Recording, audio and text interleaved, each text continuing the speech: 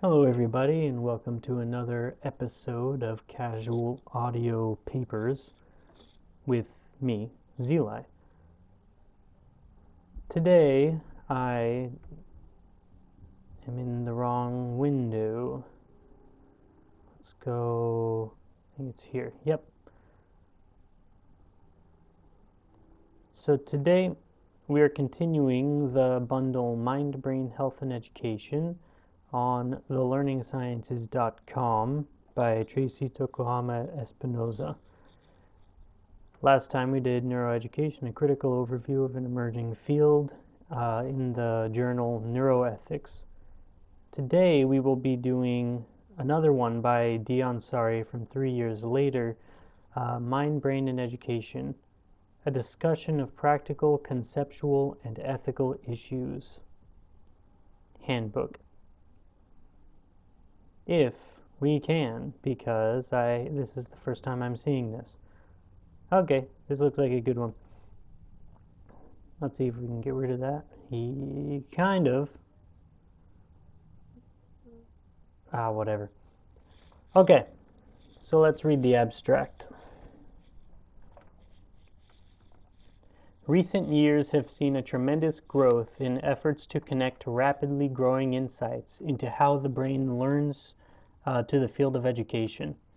Different names have been given to such efforts, including educational neuroscience and mind, brain, and education.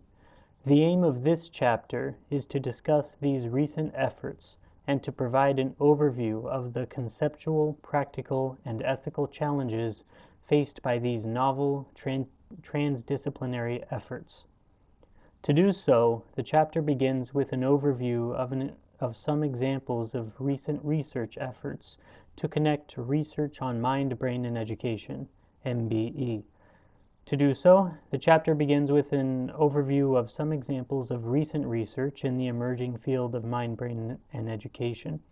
Specifically, the chapter reviews evidence from the study of the neurocognitive processes of typical and atypical reading development in an effort to illustrate the merit of MBE. This is followed by a discussion of the conceptual and practical challenges that MBE needs to consider, such as the level at which evidence from the study of neurocognitive processes can influence education, and how neuroscientists and educators can play complementary roles in the construction of the field. Against this background, the chapter considers ethical challenges, including the need to effectively and accurately communicate evidence, to carefully consider the commercialization of neuroscience, including the use of brain stimulation to enhance cognitive functions, and for classroom application. Public full text. This says public, which means I can read this. I'm not a lawyer, but that's what I'm assuming.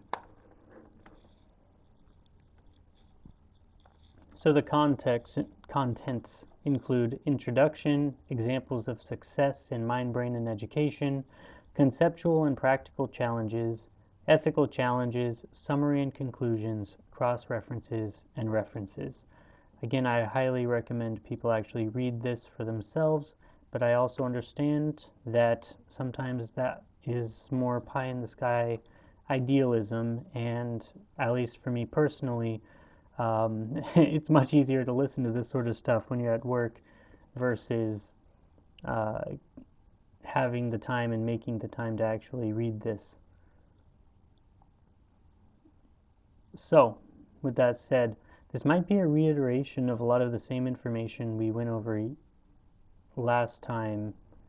It seems like it will be, but I don't know that yet, so we're going to read it. Introduction. Recent decades of neuroscience research have witnessed an unprecedented growth in our understanding of the neural mechanisms that subserve human learning. Significant advances in our understanding of the neuronal machinery that allows humans to acquire complex skills such as reading, writing, and mathematics, and problem solving have been made. Furthermore, our understanding of brain development and how experience changes brain function and structure has grown tremendously. We are learning not only how the brain comes to process the content of the most classical domains of education, such as numeracy and literacy, but insights into the brain mechanisms underlying motivation, attention, and working memory are constraining our understanding and modeling of how children acquire new skills that are essential to their success in society. Against the background of these advances in basic research, there have been growing calls to apply knowledge from neuroscience to education. On the surface, it is a no-brainer that neuroscience should be capable of informing education. Without our brains, we cannot learn, and therefore understanding the machinery, the brain, that underpins the ability of children and adults to learn in the context of educational settings should have implications for how to improve educational environments and pedagogy.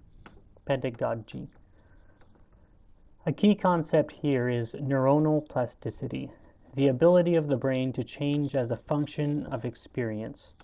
Early neurophysiological studies revealed that sensory deprivation or enrichment changes the brains of animals, showing that experience shapes the brain. Today, we can study the effects of complex environmental and experiential differences, such as cross-cultural variability on brain structure and function. Mounting research suggests that the brain is more plastic than we originally thought, though within constraints, and that our brains continue to be capable of functional and structural change, plasticity, in adulthood, which has potential implications for lifelong learning, a topic of much interest in many aging Western societies.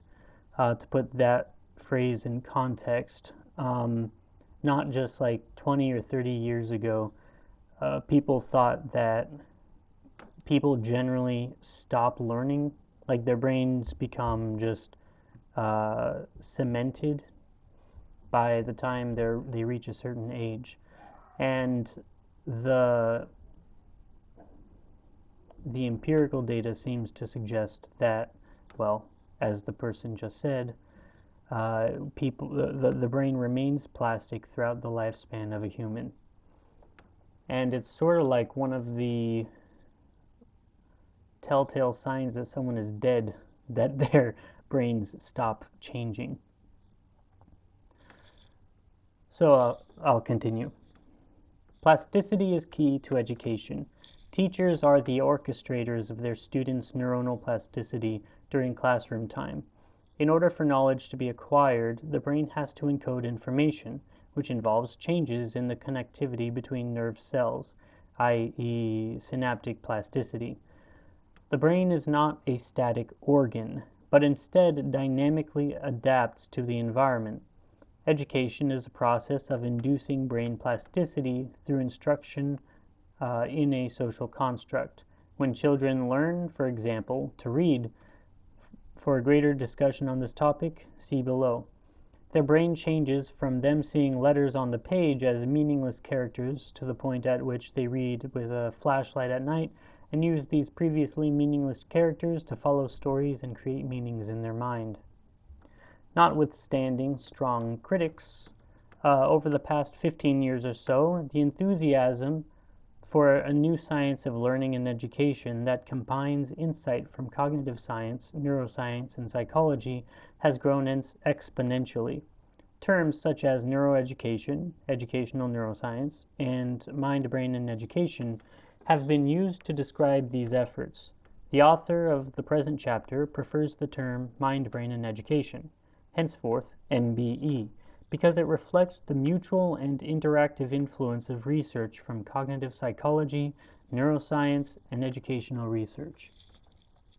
New organizations such as the International Mind, Brain, and Education Society, IMBES, and journals like Trends in Neuroscience and Education and Mind, Brain, and Education, two journals, have been launched to attract research and theory that lies at the intersection between neuroscience, education, cognitive science, and psychology. Interest in such new directions has extended beyond the realm of academia.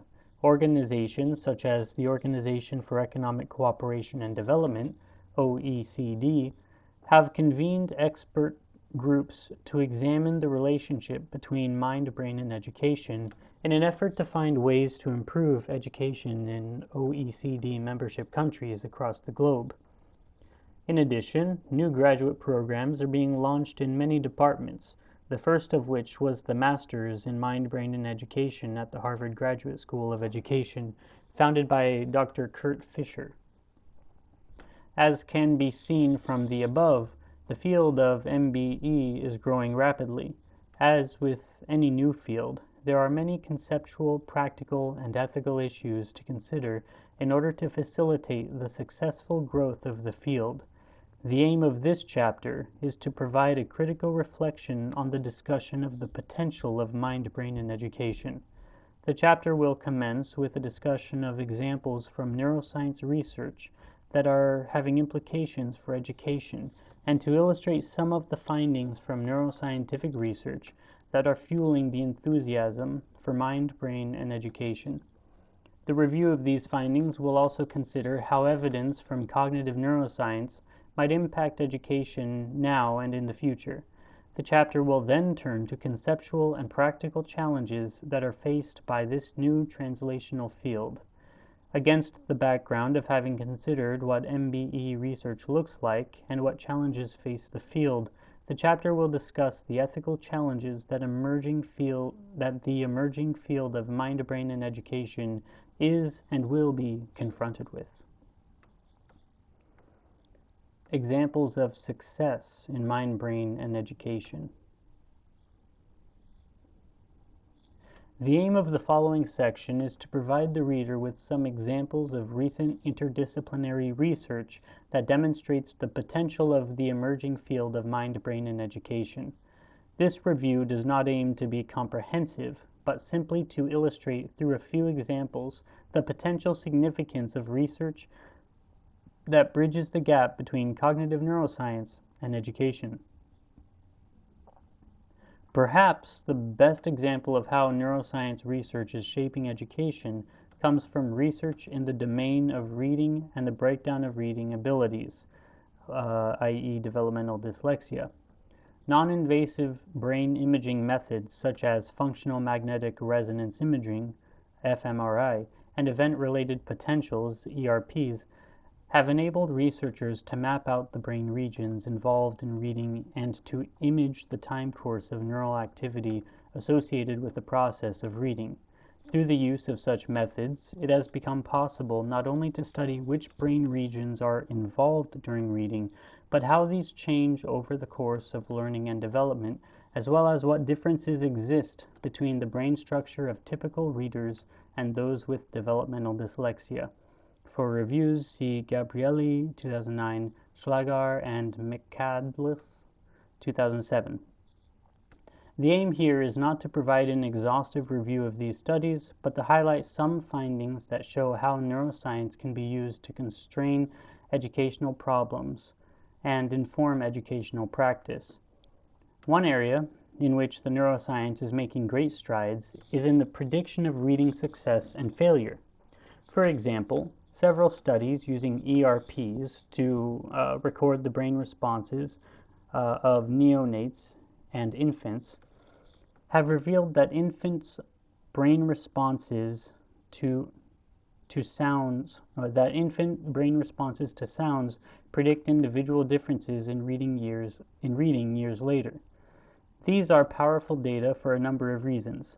First of all, they reveal that the pre-reading brain of infants who will go on to experience difficulties in reading respond differently to those who will develop normal literacy skills. This draws attention to the early scaffolds of reading, resulting in many potential implications for early diagnosis and remediation.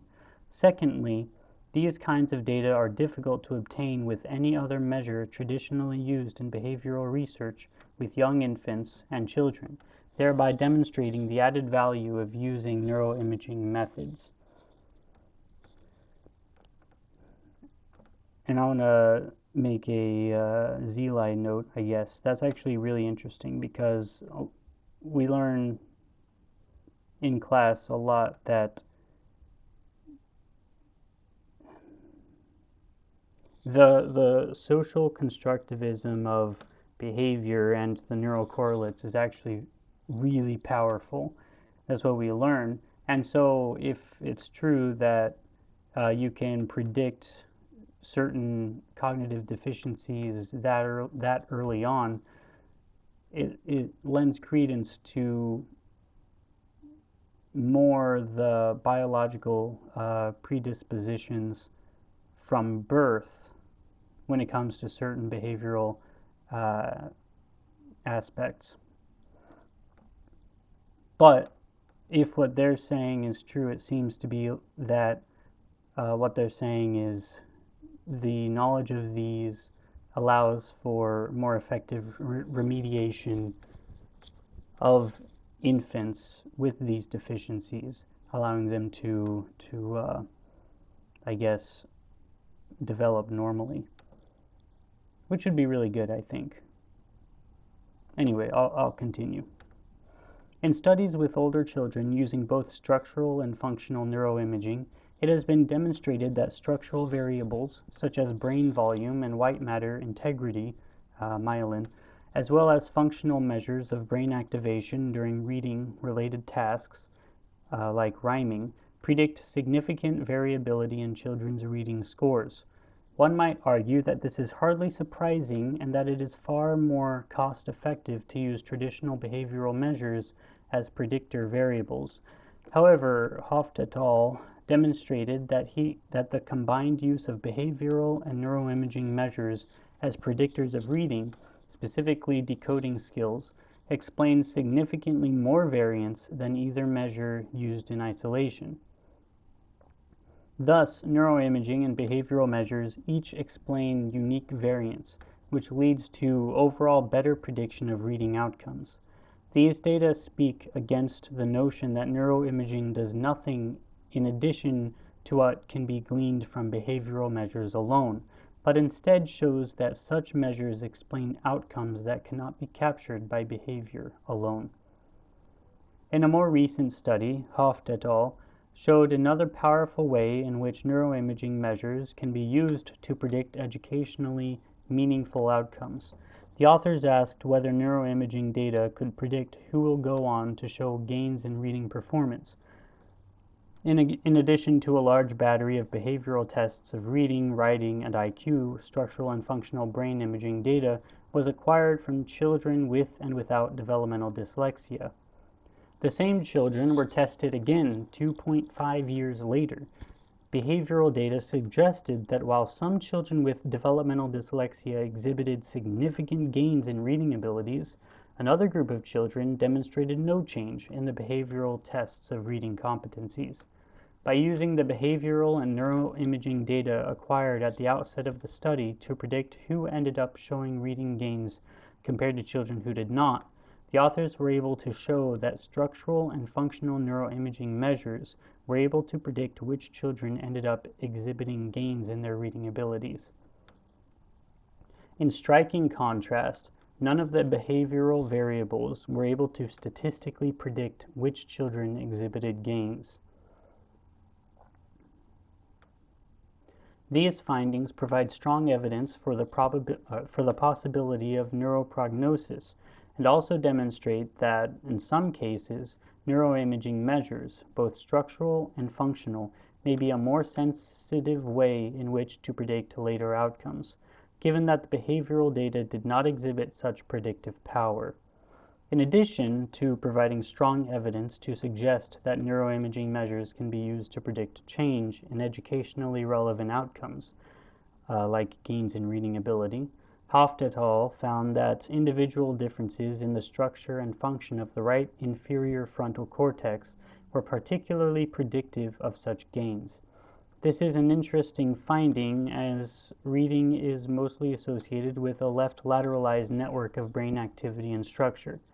However, there have been other studies suggesting that the right hemisphere plays an important role in response to interventions and may represent compensatory neural mechanisms.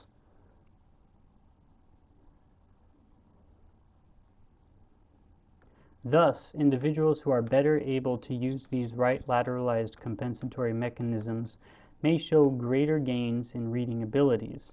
This finding provides a significant constraint on our understanding of the mechanisms that drive individual differences in improvements in reading abilities. It is not as though we necessarily see the normalization of disrupted brain circuits, but instead it appears that the recruitment of regions not typically associated with reading is what is associated with the recovery of impaired reading skills. This is not only important from the point of view of understanding the mechanisms underlying the recovery of reading abilities, but it may also help to constrain how reading interventions are designed. In other words, future efforts may be directed at better understanding what mechanisms drive the recruitment of such compensatory neural processes and how these might be optimally harnessed. In this way, neuroimaging provides novel constraint on recovery of cognitive function, and by revealing the mechanisms can guide future intervention programs.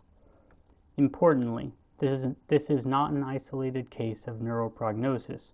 Very recently, Supekar et al. In 2013 showed a similar result for the prediction of response to intervention in the domain of math learning.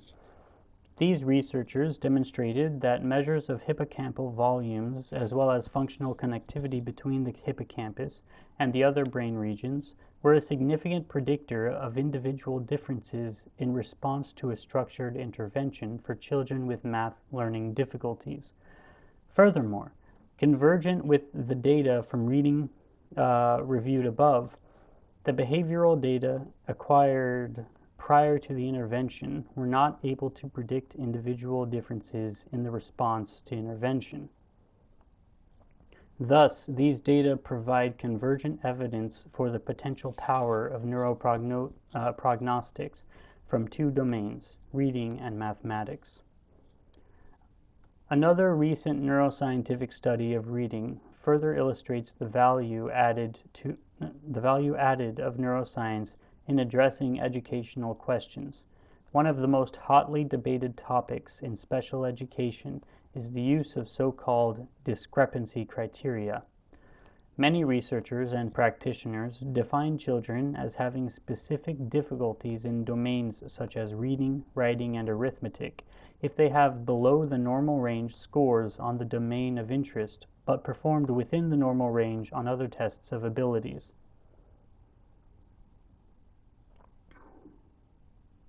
So, for example, according to the discrepancy criteria approach, a child with developmental dyslexia can only be defined as such if their reading abilities are both well below their general academic abilities and if their non-reading abilities are within the normal range. There have been many arguments against such stringent discrepancy criteria, with researchers suggesting that children who have reading difficulties that are either discrepant or non-discrepant from their other intellectual and academic abilities have the same educational needs and are indeed indistinguishable from one another when it comes to measures of their reading ability. In a recent study, neuroimaging was used to constrain the question of whether children with and without a discrepancy between their reading and IQ scores showed different patterns of brain activation. The authors compared the brain activation of children with and without a reading IQ discrepancy while they performed a reading-related task during functional neuroimaging, fMRI.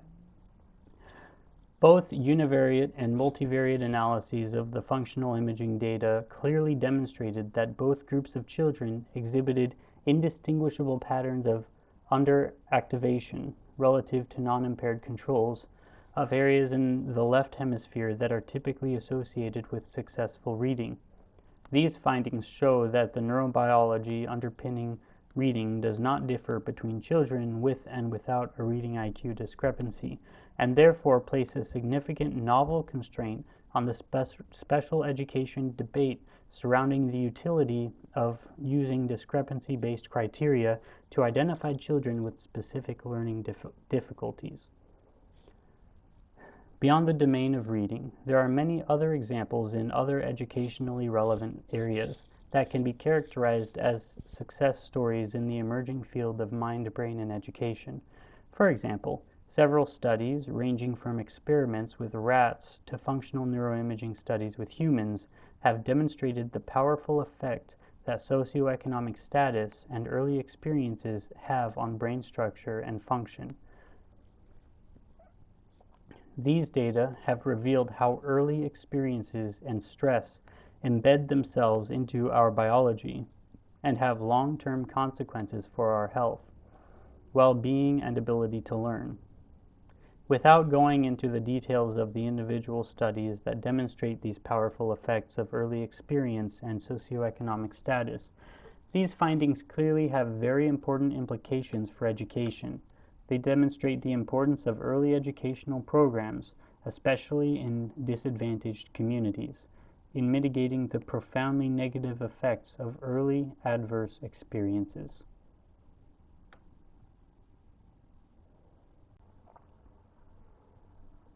Conceptual and practical challenges. The above section provides a non-exhaustive discussion of some select examples, primarily from the study of the neurobiology of typical and atypical reading acquisition, of successful research in the emerging field of mind, brain, and education. While such advances illustrate that there lies much promise in such transdisciplinary research, there are also many conceptual and practical challenges that lie in the path of such efforts. The aim of the following section is to discuss some of these challenges and potential ways of navigating such obstacles. Whenever different fields of both inquiry and application meet one another, a need for a common language and a set of expectations emerges. One expectation that is prevalent when neuroscience and education meet is that neuroscience will have a direct impact on classroom instruction. In other words, scientists generate evidence, communicate this evidence to educators, who will then go on to apply it. This expectation will inevitably lead to disappointment, as results from research cannot be directly applied, but instead need to be gradually translated through an iterative process that needs to involve multiple bidirectional interactions between the research laboratory and the classroom, and requires individuals who are well versed in both cognitive neuroscience and education to facilitate the process of translation. Translation of evidence does not involve the presentation of recipes by researchers to educators, but must involve a collaborative effort that allows for the establishment of a common language and sets of expectations. In other words, to ensure successful transdisciplinary interactions between cognitive neuroscience and education, it is critical for expectations to be realized and that a broader conceptualization of potential translations of insights from research into practice be adopted. Take the examples of studies discussed above, revealing brain signals measured in neonates during language processing predict literacy impairments many years later. One may ask some of the following questions upon being presented with this evidence. What to do with this evidence in terms of practice? Does it mean that we can intervene very early in development, or does it mean that the fate of children is determined from an early age onward and cannot be changed? If we can intervene, then how and when? What is the diagnostic utility of the event-related potential measurements for individual babies? Is it reliable enough to serve as a diagnostic tool? When considering these questions, it quite rapidly becomes apparent that research generates questions whose answers may lead to translation, but the raw evidence often cannot be directly translated into practical applications. Evidence, whether from neuroscience or other scientific disciplines, is the beginning of a translational process.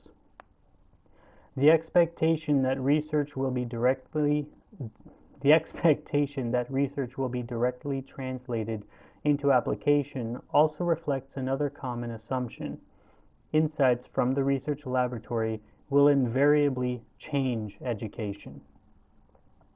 Visions of entirely new classrooms come to mind that are brain-friendly, or a complete revolution in the way in which certain subjects are currently taught. While it is indeed possible that new evidence will lead to changes in education, evidence can also play a critical role in affirming as well as speaking against what educators already do today and thereby strengthen current approaches they adopt in their pedagogy every day. In this way, evidence may help to provide empirical grounding to certain educational approaches and techniques.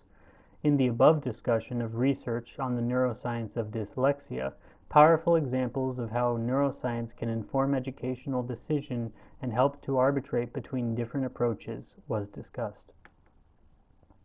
The study of Tanaka et al. Demonstrates that the neural correlates of reading impairments do not differ between dyslexics who are diagnosed using a reading IQ discrepancy criteria and those who are not, who therefore showed impairments in reading and other cognitive functions. This confirms that discrepancy criteria used to diagnose children with developmental dyslexia do not appear to isolate a group of children who have qualitatively different neuronal deficits in reading from those who also have non-reading difficulties. This study therefore can be used to inform educational decision-making. In this case, the method of diagnosing children with reading impairments.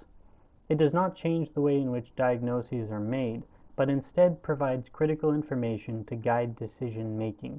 The use of evidence to confirm or disconfirm certain pedagogical choices is a powerful way by which evidence from the Cognitive Neuroscience laboratory can influence education and may indeed initially be the most realistic way in which education and cognitive neuroscience can be connected in the context of educational practice. A similar role of neuroscientific evidence was recently highlighted by Lawrence Steinberg in a discussion of the role that neuroscience has played in U.S. Supreme Court decisions regarding the criminal culpability of adolescents. What Steinberg argues is that neuroscience most likely had an influence on the legal decision-making not by revealing something completely new that no other previous evidence, such as behavioral evidence, had shown, but by confirming common sense, intuition, and evidence from behavioral evidence. In other words, neuroscientific evidence played an important supportive role in the process of legal decision-making. One might argue that if the role of scientific evidence, such as data from cognitive neuroscience, plays only a supportive role, then one might as well ignore it. This argument, however, ignores the fact that confirmation of one set of opinions or intuitions is often accompanied by the rejection of alternative approaches where there either does not exist evidence to support their efficacy or evidence that demonstrates that such approaches are inefficacious. In this way, evidence provides a means by which to inform education, rather than basing educational decisions on opinions and intuitions. A culture of evidence-based education uses evidence to make informed decisions. It follows from the above discussion that if teacher education programs were to systematically train teachers in the evaluation of empirical knowledge during pre-service training, then such individuals would be better equipped to use evidence to inform their pedagogical decision-making.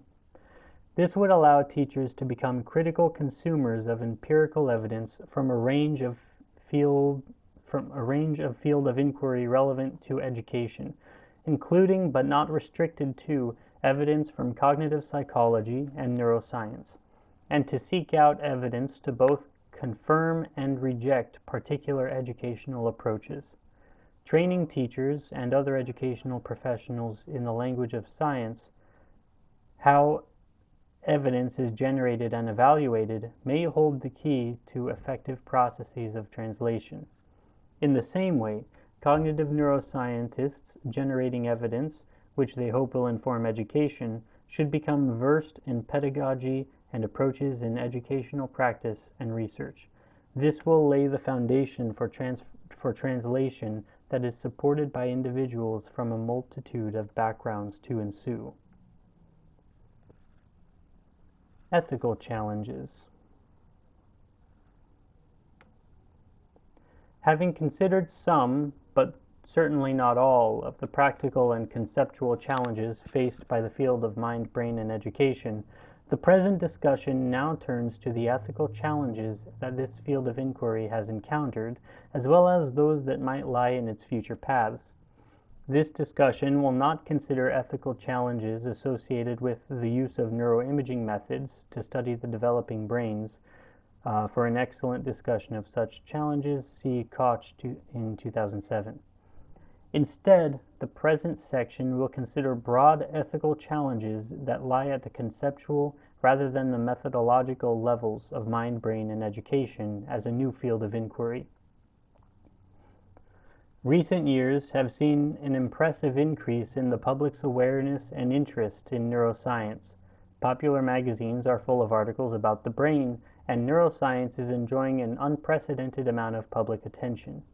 While such attention is broadly welcome, at least from the vantage point of neuroscientists, it does also pose some significant challenges that require the attention of neuroscientists. One of these is the creating of a knowledge hierarchy.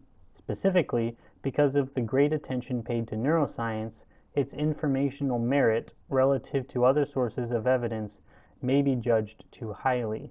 As discussed above, the role of neuroscience is most frequently a complementary one. In other words, neuroscientific evidence can inform other areas, such as education, in conjunction with insights from other disciplines, such as the behavioral sciences. A set of recent studies have demonstrated that the great value assigned to neuroscientific evidence may not always lead to good conclusions about that evidence. One of these examined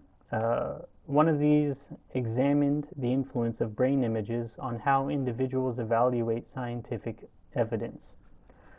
Non-invasive imaging methods, such as functional magnetic resonance imaging, fMRI, generate aesthetically pleasing images of brain activation. These images, of course, are not a direct representation of activity, but rather represent color-coded statistical maps showing the probability of the activation, which in turn is represented by changes in blood flow that are thought to correlate with neuronal activity in certain brain regions. These images provide powerful illustrations of data, but it turns out that their presence can also have a significantly negative influence on the way in which non-experts evaluate neuroscientific evidence. Specifically, Weisberg et al. Presented both naive adults, students in a neuroscience course, and to neuroscience experts with explanations of psychological phenomena. These explanations were varied in two ways. One, they were either good explanations or invalid explanations. Two, they were either paired with or without neuroscientific evidence. However, this evidence was completely irrelevant to the logic of both good and bad explanations. The investigators found that this irrelevant neuroscientific evidence influenced the way in which the group of naive participants and the neuroscience students judged the explanations. Specifically, these participants were more satisfied with explanations that were paired with irrelevant neuroscientific evidence, and, perhaps most alarmingly, they were less likely to recognize the bad explanation. For instance, they found them more satisfying than bad explanations without irrelevant neuroscientific data contained within the explanation, when these were paired with irrelevant neuroscientific evidence. In other words, the presence of neuroscientific evidence appeared to make non-experts think more highly of bad explanations of scientific phenomena. I've seen this study, and it's kind of funny because all they would do is have an explanation and then just have a picture of a brain with like a lit up area, without, like, they didn't even reference it in some of these instances. It was just there, and it still made the evidence seem more valid. But I digress. The study by Weisberg et al. Is a powerful explanation of how the current hype around neuroscience could lead to biases in the way in which individuals evaluate the validity of scientific evidence. However, it is very important to consider that the study by Weisberg and colleagues and related investigations of the effect of brain images on scientific evaluations have recently not been replicated in large-scale studies, and therefore it is unclear how reliable these effects are and how specific they are to brain images, as opposed to other stimuli that could bias the judgment of scientific data. Regardless of whether the results are reliable and are specific to neuroscience, there are some general ethical implications for researchers in the field of MBE that go beyond the particulars of this research. Specifically, researchers in this emerging field of inquiry need to recognize that their understanding of the strengths and limitations of neuroscientific evidence is not necessarily at the same level of individuals who are not trained in neuroscience, and therefore the way in which evidence is communicated becomes a critical ethical issue for researchers in MBE, particularly those who are generating neuroscientific evidence.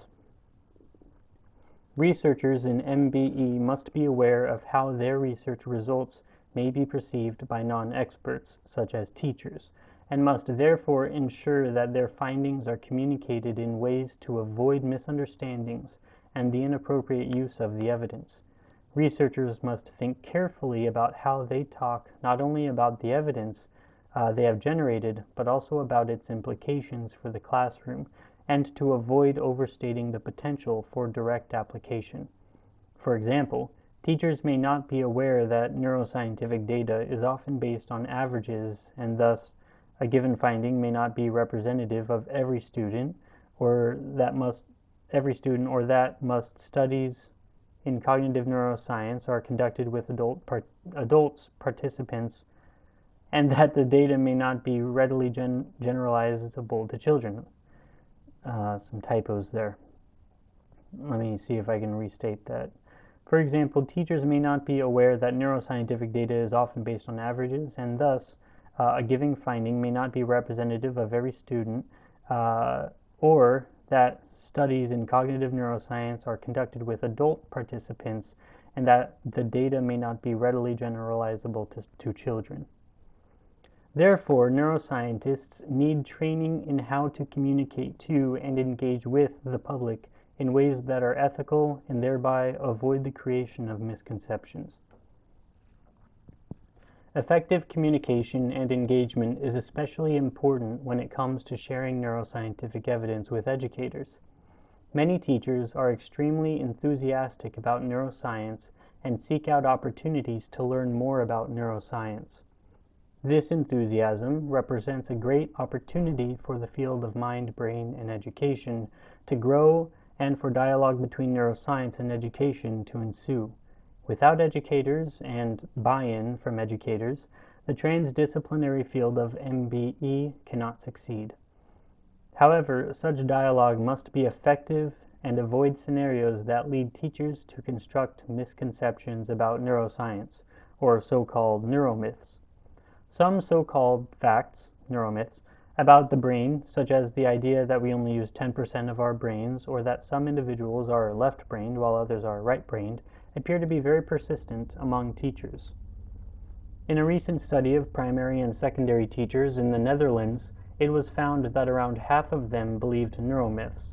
Moreover, and perhaps more alarming, the authors found that those teachers who were enthusiastic about neuroscience and read more popular science magazines were also those who were more likely to believe neuromyths. These data demonstrate the importance of providing teachers with better tools to evaluate scientific evidence in order to avoid misconceptions about neuroscientific and other empirical evidence that could be informative in terms of their pedagogy. Furthermore, it is important that researchers think carefully about how this evidence is going to be presented to teachers, The finding that those who read more popular science magazines were also more likely to believe in neuromyths provides a stark illustration that information itself is clearly not enough, but that the quality of that information and how it is delivered matters. It is likely that such training might be most efficient at the pre-service level, so that teachers enter their profession not only seeking evidence-based approaches to their pedagogy, but also being capable of carefully evaluating evidence. The ethical challenge for both neuroscientists and teacher education institutions of addressing the prevalence and proliferation of neuromyths among educators is further exacerbated by the commercialization of so-called brain-based programs. These programs are often advertised as being based on neuroscientific data, though a closer examination often reveals that such data are, at best, tangentially related to the commercial programs that are being advertised.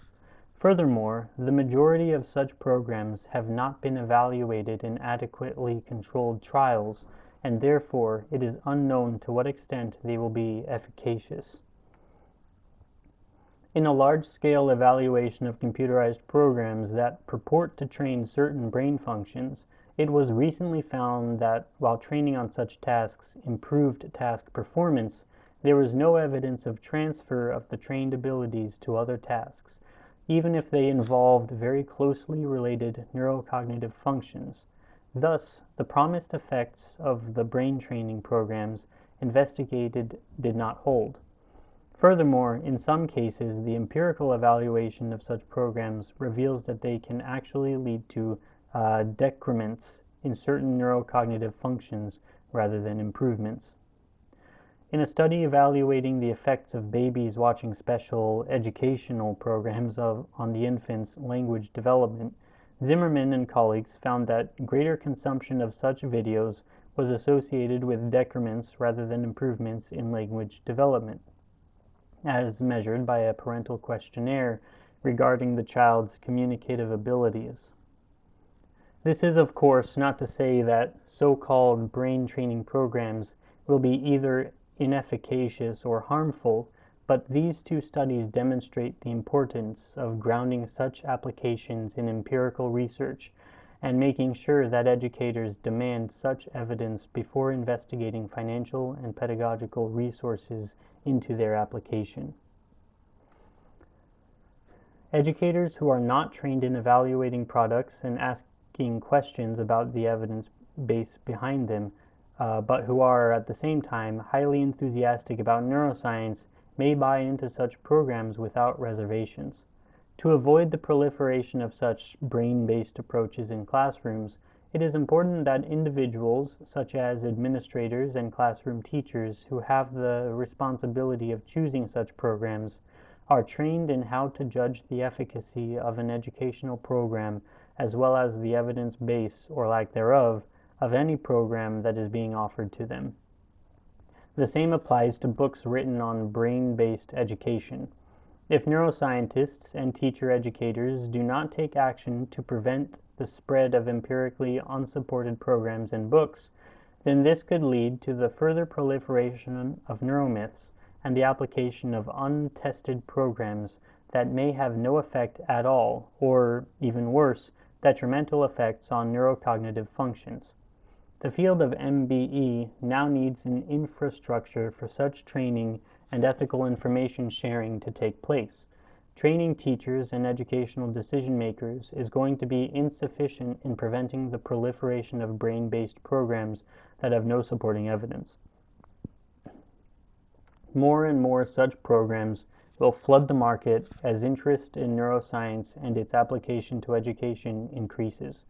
Neuroscientists and educators should therefore work together with politicians, funding agencies, and regulators to come up with guidelines. Eventually, given the critical role that education plays in society, there should be regulatory organizations similar to those that exist to regulate medical products.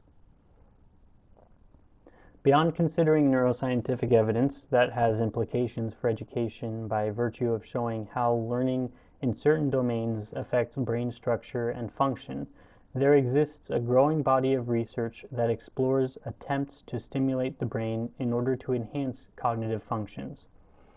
Such studies are suggesting that the application of weak electrical current to the brain via scalp electrodes can lead to enhancements of cognitive functions through the induction of plastic changes in the neuronal architectures supporting these functions.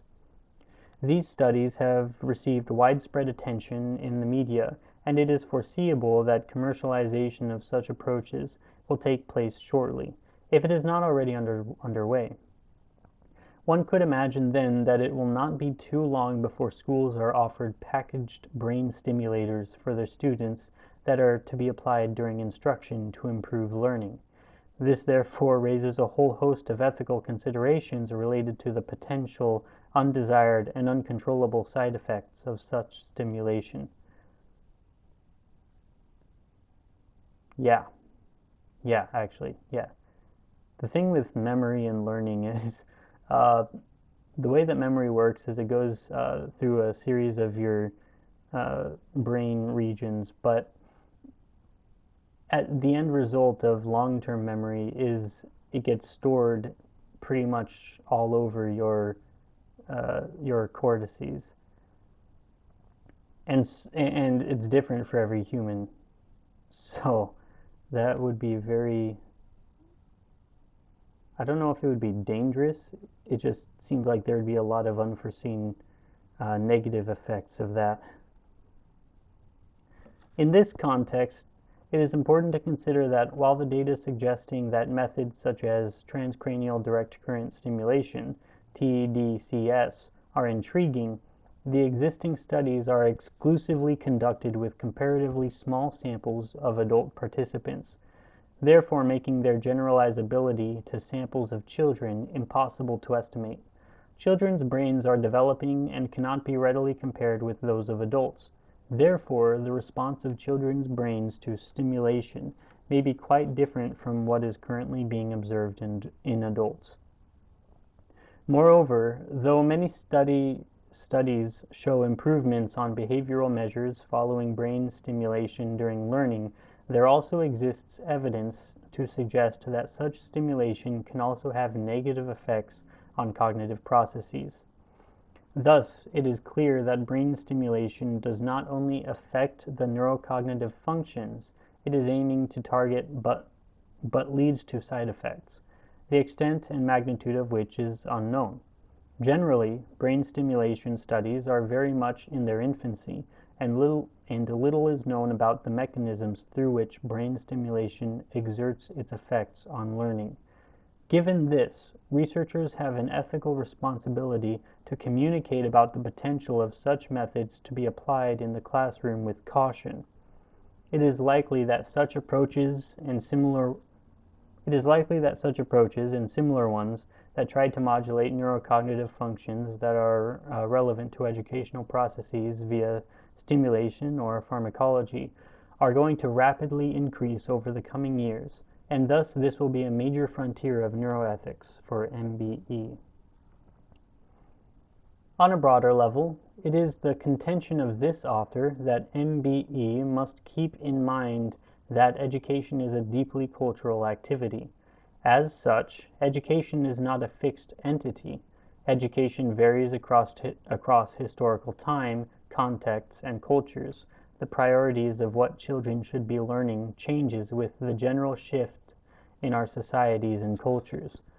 It is brain plasticity that allows for these rapid adaptations to changing sociocultural demands and contexts. Often, when discussing the role of neuroscience in education, the metaphor of a muscle is used. Specifically, it is argued that the brain is like a muscle that needs to be exercised, and that therefore education is a form of exercising your brain. In the opinion of the present author, this metaphor is overly simplistic, and its implications may be misleading. While there is a range of ways in which you can exercise the muscles in your body, it does not by any stretch of the imagination resemble the diversity of how and what humans learn. Learning and education are not simply the acts of exercising a muscle in a particular way that can be replicated across cultures and contexts. Though neuroscience has great potential to provide information that could improve education and help us decide which educational approaches are most optimal through systematic evidence-based evaluation, it will never be able to inform us as to what we should be teaching our children. Neuroscience is and should be agnostic as to the specific goals of education. This will remain the purview and responsibility of societies. Therefore, the discussion around issues in MBE and the neuroethics of it should consider that efforts to bring neuroscience to bear on educational problems do not lead to normalization of education across time and context, and a fixed view of what education means and what children should and should not learn. Summary and conclusions. Evidence from neuroscience is increasingly discussed in the context of education. How can we use our growing insights into the mechanisms by which the brain learns across domains to improve education? This is a hotly debated question today.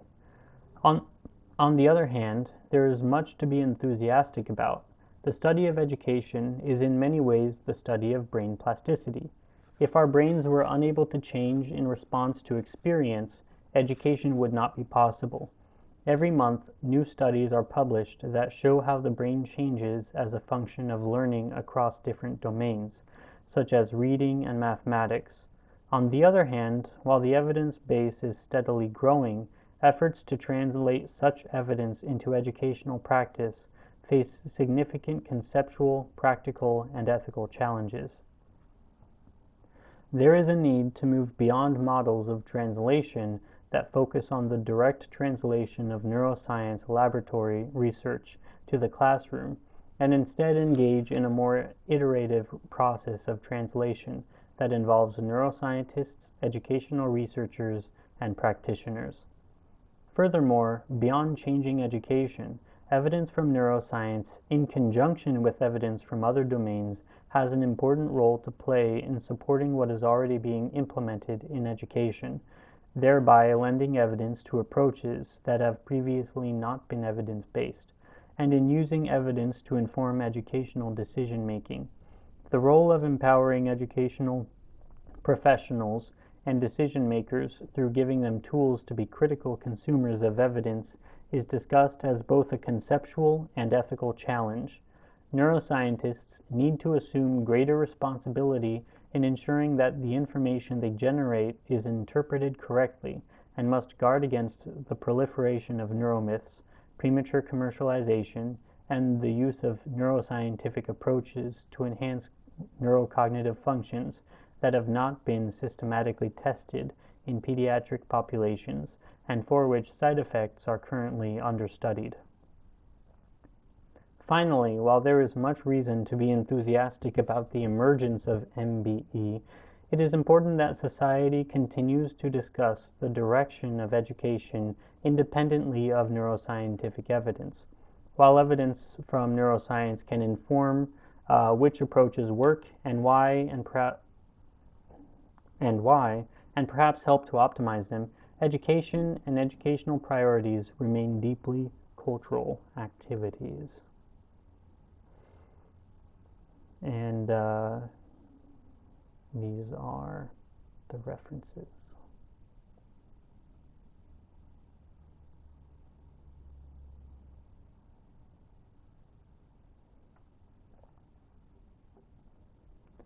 Okay, that has been a casual reading of Mind, Brain, and Education, a discussion of practical, conceptual, and ethical issues. We learned a little bit about the brain, but we still haven't gotten really into like the meat of brain science. Though we did learn a little bit about neuromyths and how prevalent those are, and hopefully it'll give us pause when talking about the brain in general, so we can operate under those sorts of or operate within those sorts of conversations in a more humble manner.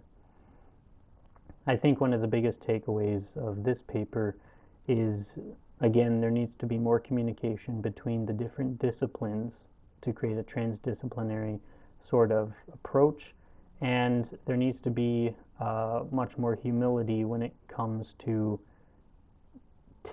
our interpretations of the data. And through this, there needs to be more humility when it comes to the practice or the practical application of the data. It should be systematically studied through experimentation, and maybe after a while it could be utilized in the educational systems.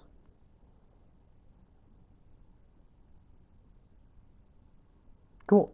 Well, thank you for listening, and if you like this, please subscribe, tap the notification bell or whatever it is that allows you to see when the next one is. I'm trying to do one of these, well, a few of them a week, so hopefully it'll be good for everybody. Well, have a good night.